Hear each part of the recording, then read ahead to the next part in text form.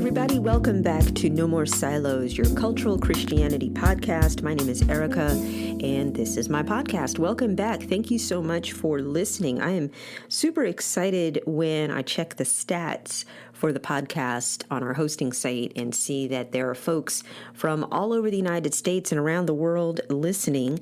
And it's still not a whole lot of you, but it's growing.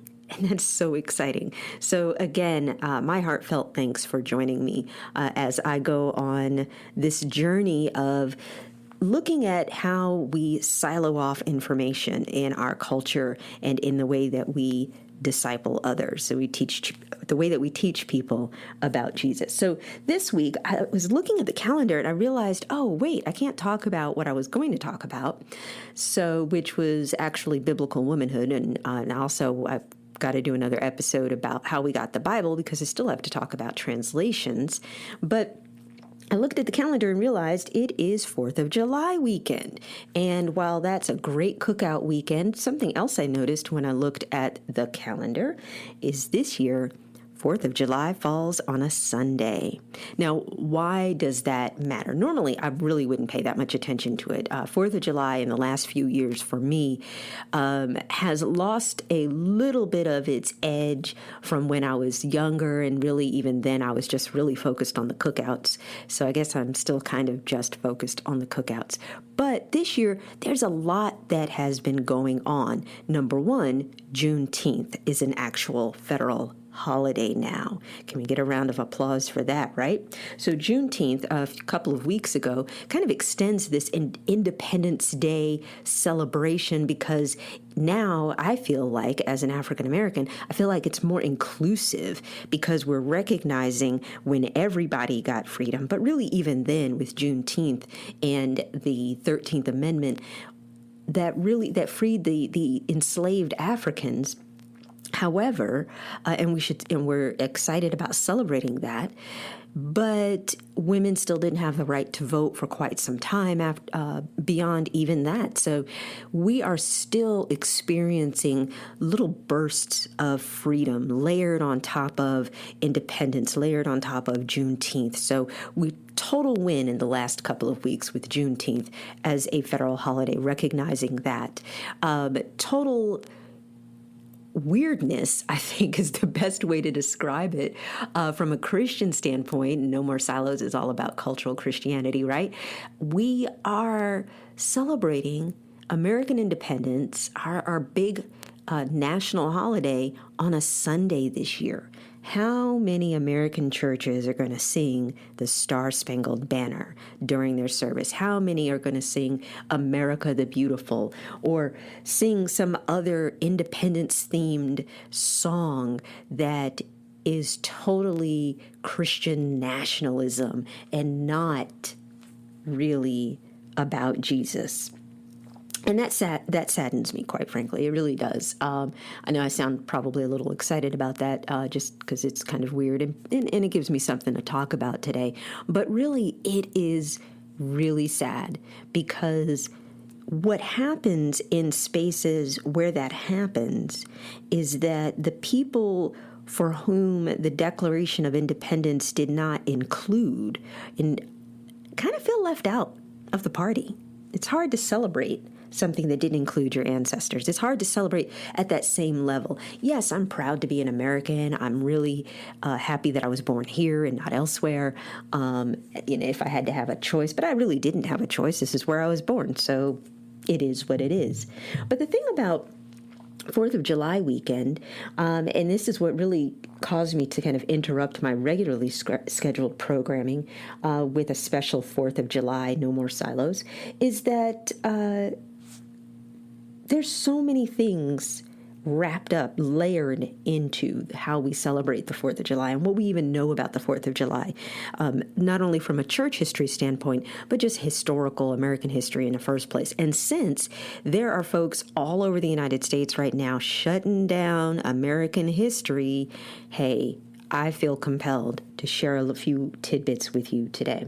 One thing I want to mention has to do, because we've been talking this season, in season 2 of No More Silos, about discipleship and how sometimes we sabotage our own discipleship efforts in the Western church because we are not as familiar about history, because we're not familiar with some of the backstories about how things came to be. So the first thing that comes to mind when I think of Independence Day and celebrating the beginning of the United States as a nation, I think about the slave Bible. Now, I think I've talked about the slave Bible before, but for those of us who may have missed that episode, or maybe I didn't talk about it in a whole lot of detail, it is on display in Washington, D.C. It is shared. I believe it is, I think it is owned. The copy that they have is owned by Fisk University.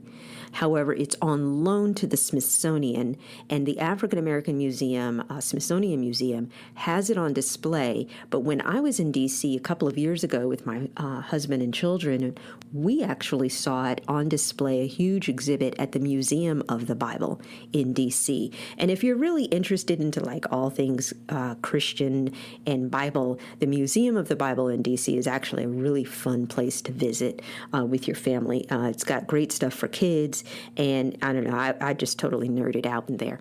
Anyway, the Slave Bible, if you're not familiar with it, is a copy of the Old and New Testament with everything having to do with freedom conveniently missing, which means almost the entire book of Exodus is missing.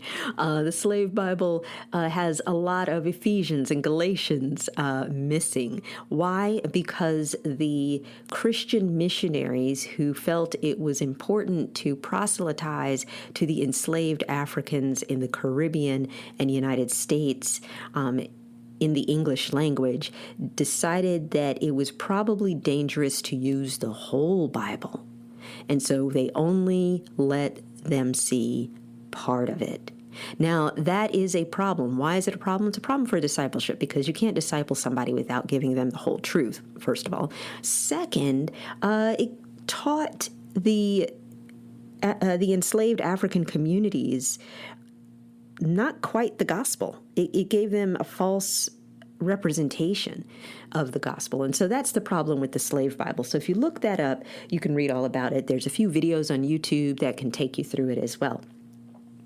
So what other silos are hanging out in the 4th of July weekend, American Independence Day, where we as Americans celebrate our independence from Great Britain, the birth of our country and freedom? Well, a few things jump out at me. A few other things jump out at me besides the Slave Bible. One is being a woman, and being a black woman in particular, that, well, hey, guess what? Black people weren't free on the 4th of July. We didn't get our Independence Day then. But, hey, we've got Juneteenth now, so we've got that. We weren't included in the Declaration of Independence when it said, we the people. Women were not even included, really, because it says, it talks about men. Now, we like to say, oh, they meant universal men, using men as to inclusive of both genders. But guess who didn't have the right to vote in 1776? You got it. You guessed it, women. So we're not actually included in that. By the way, women didn't have the right to vote. They didn't have the right to own property if they were married, so it technically belonged to their husbands. The silos show in how we are taught about Independence Day in school. I was taught virtually nothing about the context of when all this happened as it regarded women specifically. In school, I learned that Crispus Attucks, a black man, an African descent, I believe he might have been born, they believe, in Haiti or Dominican Republic and was living in Boston, in the Boston area. But he was a black man who was the first to die in the initial battle of the Revolutionary War. And so my kids have a book about him. I learned about him in school, but probably not till high school, though. But in any event, I learned about Crispus Attucks, a black man who was the first to die in the initial battle in the Revolutionary War, and we celebrate that, but no one mentioned that he was fighting for freedom that others like him would not experience for generations. Another silo that's often looked in is the legend of foundational myth that this country was founded as a Christian nation, to be uniquely a city on the hill and religious freedom, and the King of England was not saved like us. The ideal that we needed to separate church from state or government control and oversight as part of the myth and that legend. And all of that gets conflated into the ways that we celebrate the 4th of July, Independence Day, in our churches in America, because we're stuck on, oh, we were founded as a Christian nation. But actually, it's well documented that Thomas Jefferson and many of the founding fathers were Freemasons, which is kind of inconsistent with Christianity, but I'll let you look that up on Google on your own. I will tell you this, though. Looking up Freemasonry on Google is a rabbit hole, so I hope you have some time. It's also well documented that Thomas Jefferson did not seem to believe in the supernatural elements of Christianity, as he took an X-Acto knife to his Bible, and that's also now on display in a museum in D.C., to remove the parts he didn't quite agree with. I talk about this at length in, I believe, the episode about American civil religion, or I think it's the one about American civil religion. Anyway, Ben Franklin, he was kind of hedonistic. History Channel has done documentaries on this. Look up his travels to France and how he spent his time while he was there as an ambassador for the United States in the early years of our country. So in many of the mainline Protestant denominations that were active during the revolutionary time frame, to become a member of the church, you simply had to be born into it. Your parents were members, therefore you were. Being a member of the local church was part of being a good citizen. In other words, it was expected. It was social. And the major theologians of the time were also slaveholders. So there's that. Jonathan Edwards. They talk about him a lot. When I was in seminary, I went to a Baptist seminary, and Jonathan Edwards is their guy, and I had to read about that. And it's all cool, right? But how he was able to fix in his mind, or justify in his mind, being a slaveholder and write these theological treatises, I don't know. I'm genuinely baffled by that. But the part of the mythology that strikes me as the untold silo of information is the part about separation of church and state, which is ironic considering right now in our current social context in the United States, we have so many people who think that we, need to go back to this Christian nationalism that we had, but that's not separating church from state. People who want to push their religious ideals on others in the name of religious freedom. Well, that's not religious freedom if I'm telling you how to be religious.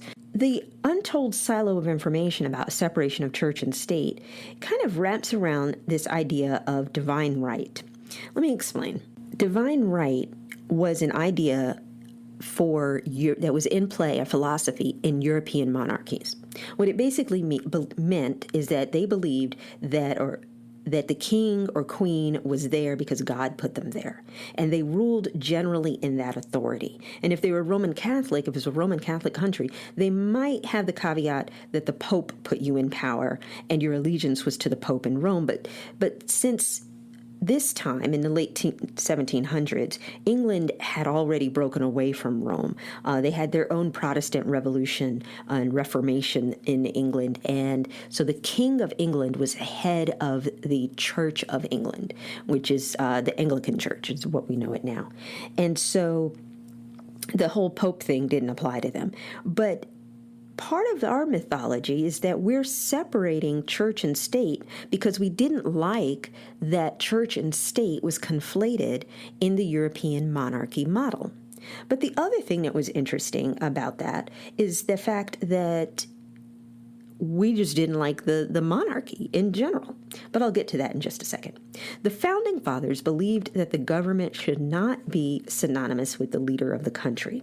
If you watch The Crown on Netflix, you saw this play out in Queen Elizabeth's dilemma in season 1 with her sister wanting to marry a divorced guy, and that wasn't allowed by the church, and the queen is the head of the church, and so therefore she was in a pickle, right? Because she's like, well, this kind of goes against my beliefs. And her sister's looking at her going, yeah, but you're the one in charge. You can make a change. That didn't really work out, but you get the idea that this is something that over time, this is their tradition.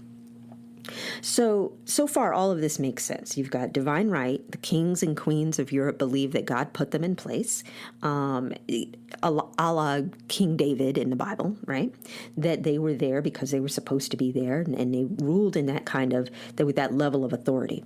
Here, we don't want the leaders of the new country that's being created to dictate doctrine. However, in our current view of this mythology, we have Christian nationalism. So it's a little confusing because we've made the King of England at the time, George III, we've made him out to be a bad guy. We've made George III to be out to be a bad guy. We see that in the play Hamilton, in the musical Hamilton, which is probably one of the funniest songs in the show. But it's a caricature of what the historical record says about King George III. So, King George III, it makes sense that the Patriots wanted to believe that he was the bad guy because he was made out to be a tyrant. And I'm not here to debate whether he was or he wasn't. It's all about perspective. Obviously, the colonists felt like they were being overtaxed, and you got the Boston Tea Party. Obviously, they felt that they were being treated unfairly. And in that environment, felt that it made sense to revolt.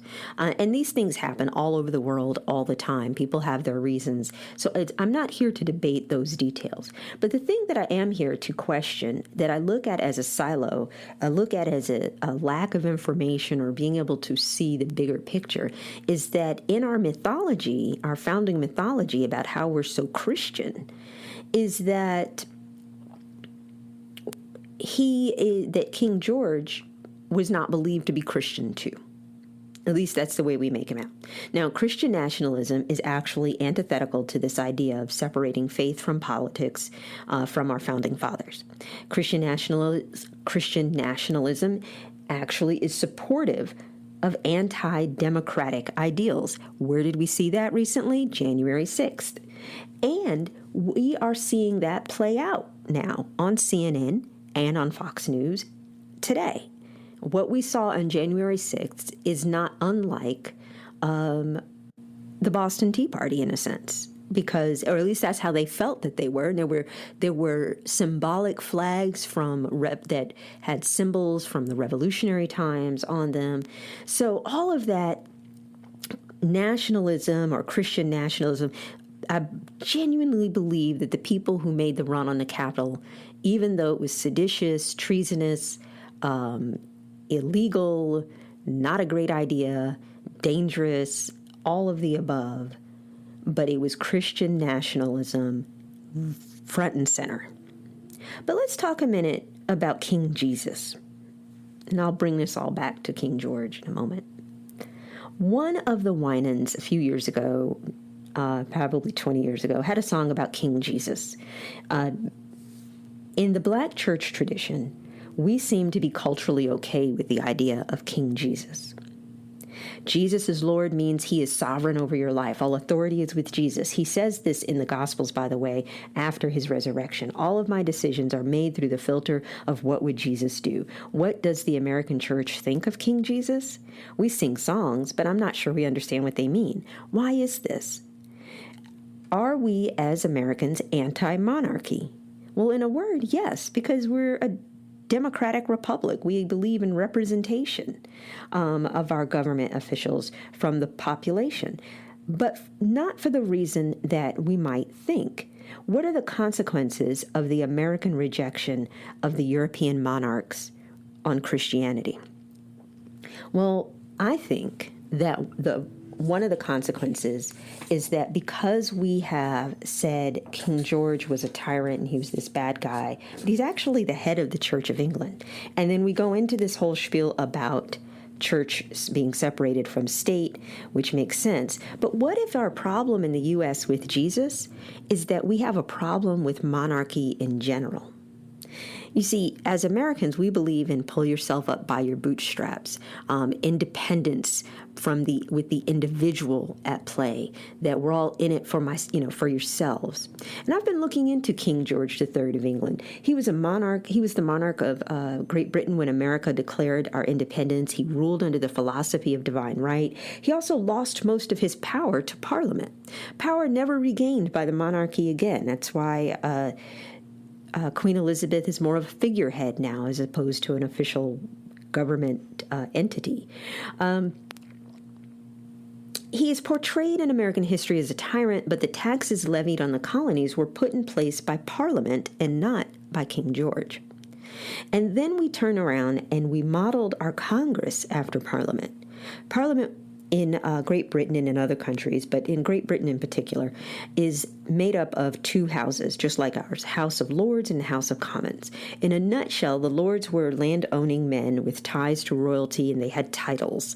The House of Commons were the merchant class, still men only, but not with titles or a blood or marriage connection to royalty. U.S. senators, comparatively speaking, were required to be landowners until sometime in the early 20th century. I think in the 1920s, that changed. The House of Representatives did not have this requirement, and their number is based off of population of people of the state, off the population of the people in the state. So here's my side note for you, silo side note. This is why we had the 3/5 compromise, so that the southern states could up their numbers for representatives. The enslaved Africans counted as 3/5 of a person. This had to do with, because the population wasn't just the population of the state, but the population of people who were considered citizens of the state. Also related to this is why there's a North and South Dakota. More senators, because you can have 2 senators per state, but back to the British. The British Parliament outlawed the slave trade in the early 1800s, not long after our independence. So here's your homework. Look up the definitions for democratic socialism, capitalism, oligarchy, monarchy. Capitalism doesn't thrive in a monarchy. The Patriots took issue with the taxes the British government levied on their capitalist economic efforts. They were losing money on it. Again, not here to debate whether that was a good thing or a bad thing, but that's really more of the truth behind the story. It was about economics. So why were the taxes a problem?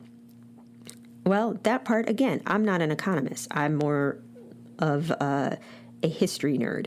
But here are the facts.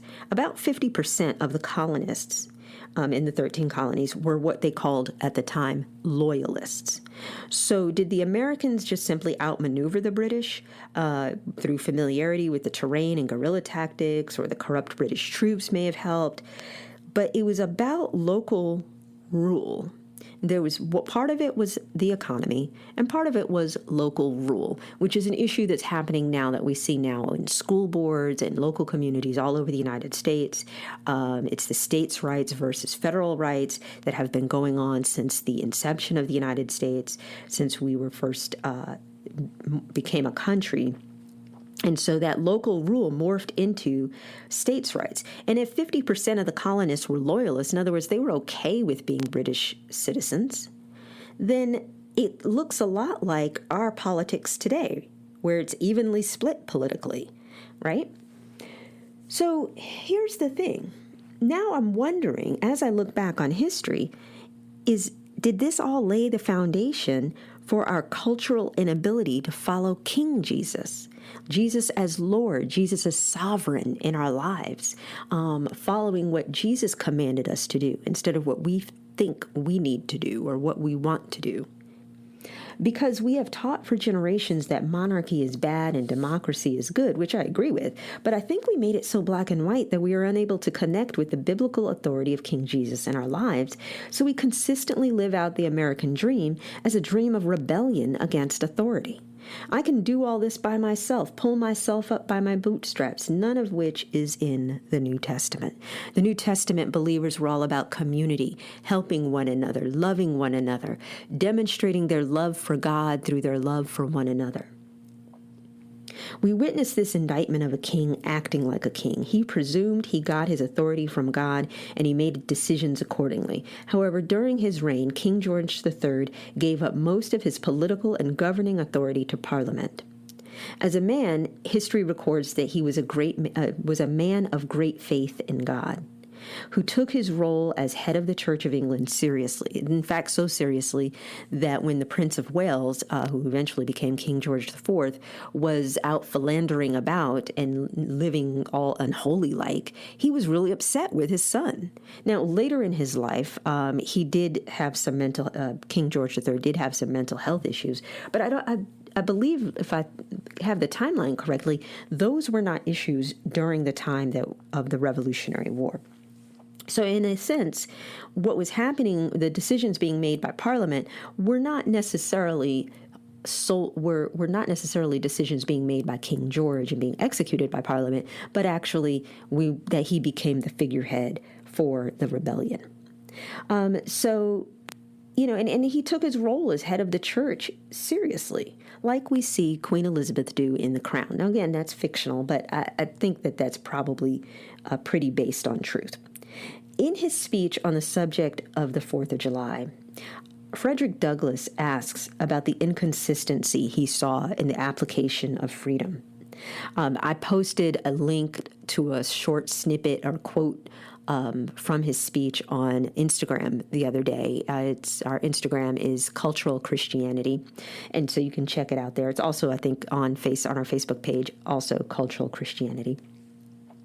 Douglass famously points out that the 4th of July doesn't celebrate all of us. In fact, if you're Crispus Attucks and other African descent patriots who fought in the Revolutionary War, you got the okie doke, because your efforts in patriotism and serving in the Revolutionary War for the war effort against Great Britain didn't pan out for you. The 4th of July or independence doesn't have the same meaning for all Americans, as we all have gained our freedom or levels of freedom at different points in American history. Should we have a holiday that celebrates the beginning of our nation? Yes, we definitely need to celebrate that. But No More Silos is about recognizing that we need to tell the whole story, not just parts of it. So I've been celebrating for the past couple of weeks. Independence Day for me started 2 weeks ago, in recognition of Juneteenth as a lead-in to maybe, it's almost like Mardi Gras. Yeah, or Carnival, where you have a starting point, Ash Wednesday, and then you have a celebration at the end. Maybe that's what this Juneteenth to July 4th couple of weeks can morph into in time. But here's the thing, things aren't perfect yet, but there are folks who are working really hard right now to make this country live up to being the more perfect union that the Founding Fathers seemed to set out to create. We have a long way to go, though. But as long as I've got King Jesus, I don't need nobody else. Thanks for joining me this holiday weekend. I hope you have fun at the Cookout. Follow me on Instagram and Facebook at Cultural Christianity. Subscribe to this podcast on Apple or Amazon or Spotify or wherever you listen so that you don't miss an episode. And thank you once again for joining me here today on No More Silos, a podcast about cultural Christianity. And I hope that today's discussion about Frederick Douglass and the Slave Bible and King George III will help you to see how cultural Christianity has affected even our celebration of our holidays. Have a great weekend and enjoy the fun.